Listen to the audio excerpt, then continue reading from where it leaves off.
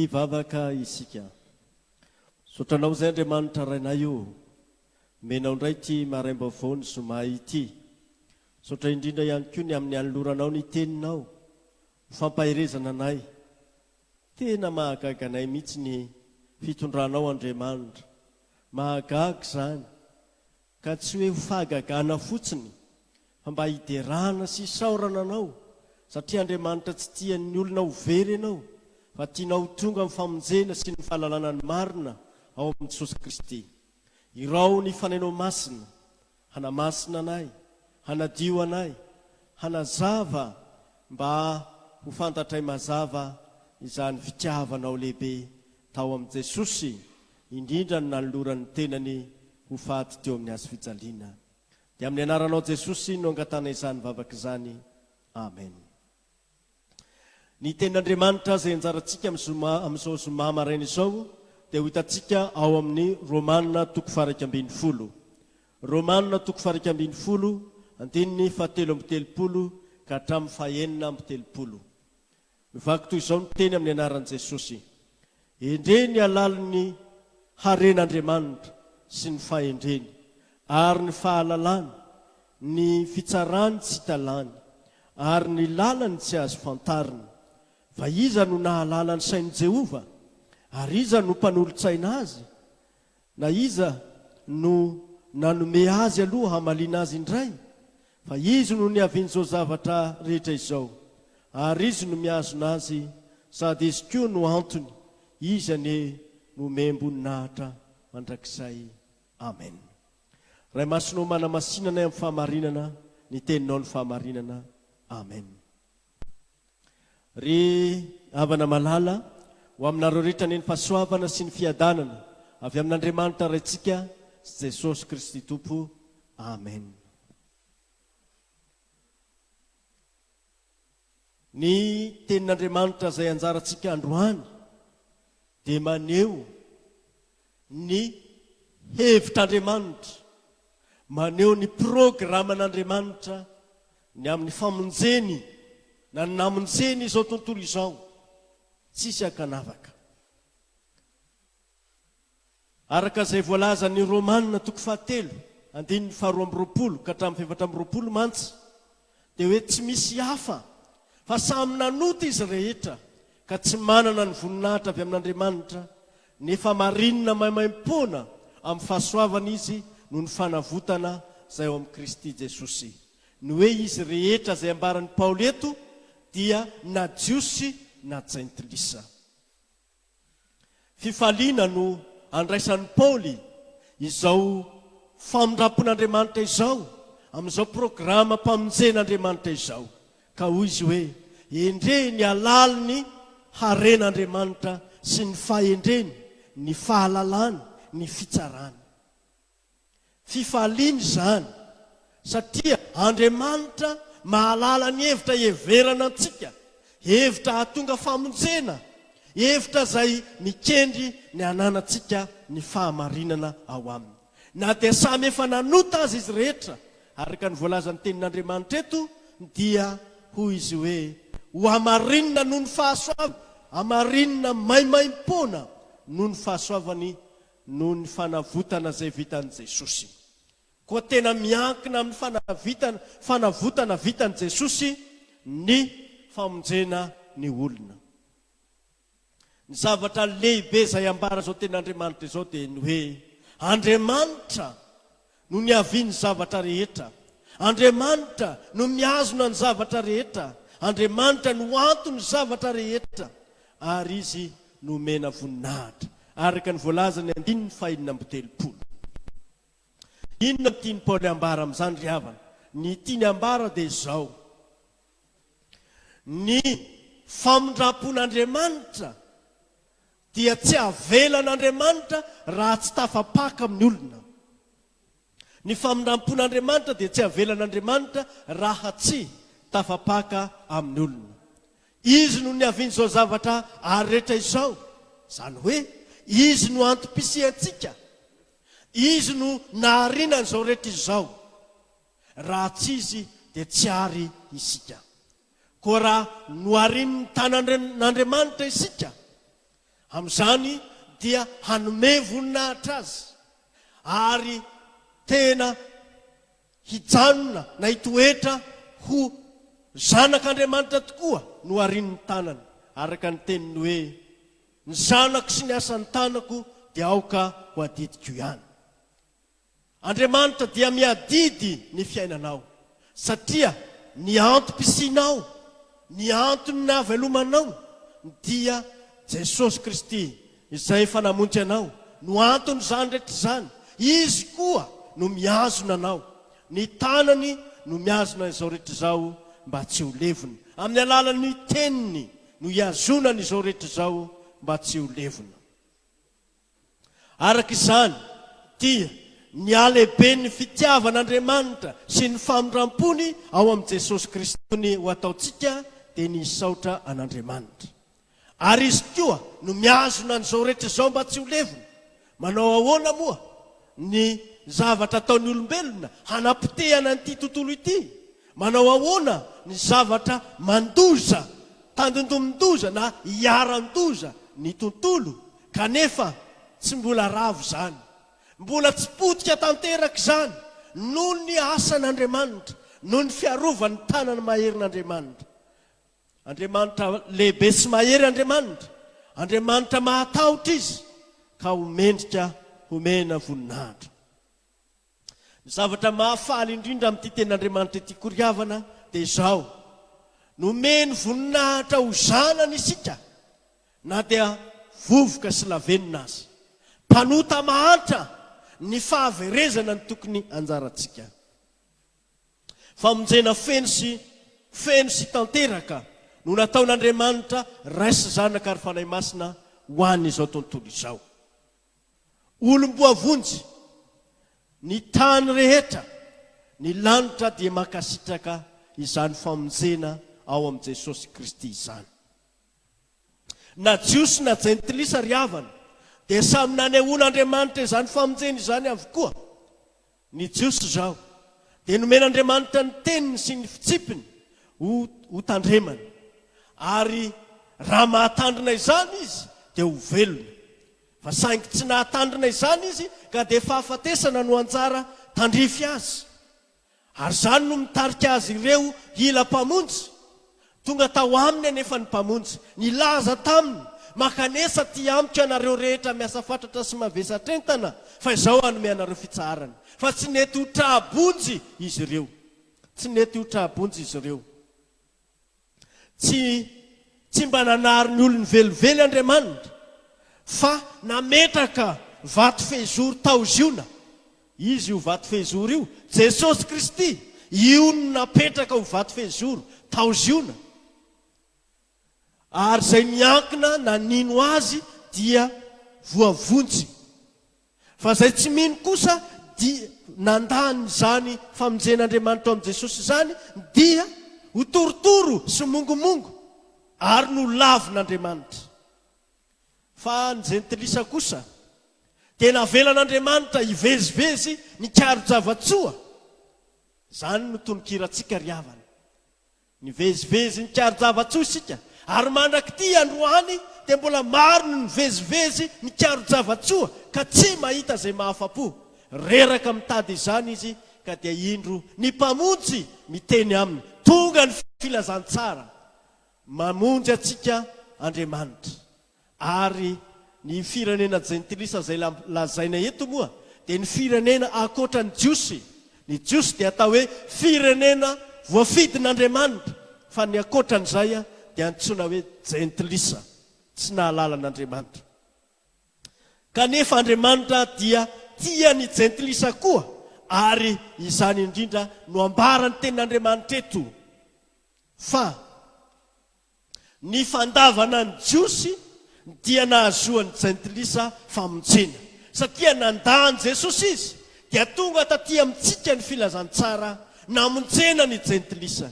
Ka hoy ny Romanina 5:12 hoe izy Jesosy zany no hitokian'ny jentilisa. Ry havana malala, tsy janona amin'ny fahajentilisana isika, fa hiatoraka amin'ilay mpamonjy dia Jesosy Kristy. Zay ilay programan'Andriamanitra, zay ilay alalin'ny haren'Andriamanitra, ny sain'Andriamanitra. Zany tsy takatry ny saintsika kanefa dia nataon'Andriamanitra hamonjena antsika ny ao amin'i Jesosy Kristy. Ny fandavany ny jiosy dia ny fandavany jiosy ny filazantsara dia nahatonga antsika handray izany. Raiso ny filazantsara. Aza mieritreritra ianao hoe ho an'ny jiosy ihany izany, fa ho anao indrindra koa. Zany no nahatongavany filazantsara eto amin'nositsika ry havana. Inona ary no kendren'Andriamanitra ry havana amin'izao fandavana ny Israely izao? Tsy hafa ry havana fa ny mba ahazoany koa famonjena tahaka atsika. Tsy avelan'Andriamanitra anga ihany tavany mpanompony, tavany olom-boafidiny. Zany indrindra no programan'Andriamanitra. Rehefa nahazo famonjena ny jentilisa dia zao ho raisin'Andriamanitra koa ny jiosy, zany hoe omeny famonjena koa. Ny fandavana no lalam-pamonjena hitarian'Andriamanitra ny Israely ho amin'ny famonjena. Ahoana ry havana ny tianambara amin'izany? Ny tianambara amin'izany dia zao. Andray ohatra anankiray isika hoe tahaka ny Jakoba ohatra.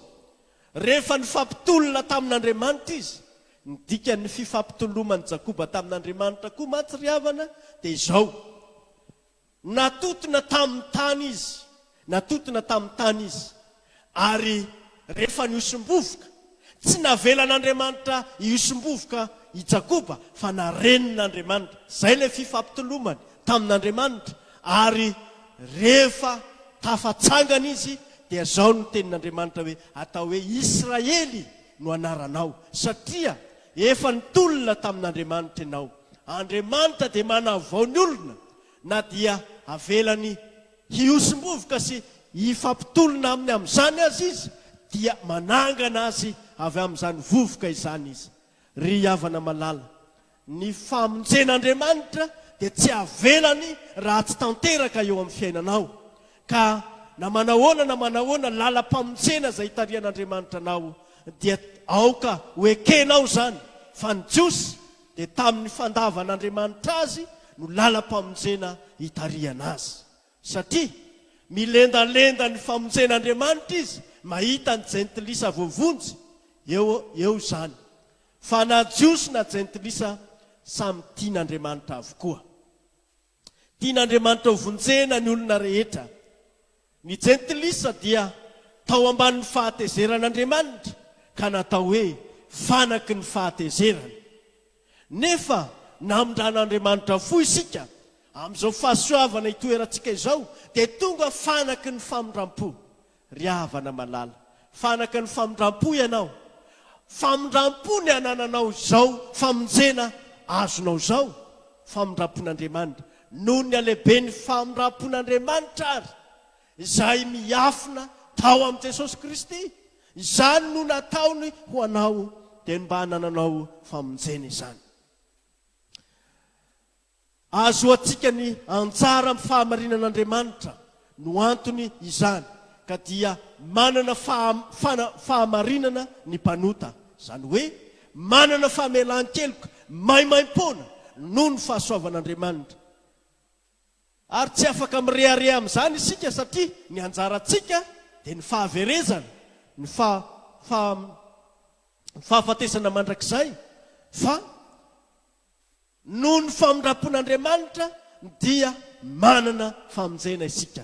Koa dia irehareha amin'ny fananantsika izany Jehovah Andriamanitra izay mamindra fo amintsika izany isika. Ary araka ny tenin'Andriamanitra koa hoe fa fahasoavana no namonjena anareo. Tsy avy aminareo zany, fandrao isy irehareha, tsy avy amin'ny asa.